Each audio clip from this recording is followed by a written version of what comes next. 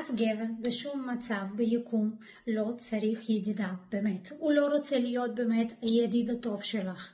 אין. תביני, זה פשוט זה ככה. זה חוקי היקום. וגם אל תעשי בהפוכה. אם יש לך שם ידידים, שתדעי שהם מכוונים עלייך. הם מכוונים. אין חברות בין גבר לאישה. תשכחי את זה. אף גבר לא צריך ידידה. כדי לעזור לך, לפתור לך את הבעיות שלך, סיפורים שלך, קחי מאמי, קחי את המספר שלי. סליחה, אבל אני נשואה, אני בזוגיות, אני לא מחפשת. לא, אנחנו נהיה רק ידידים.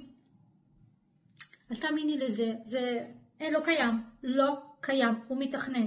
אף גבר בשום מצב ביקום לא צריך ידידה, באמת. הוא לא רוצה להיות באמת הידיד הטוב שלך.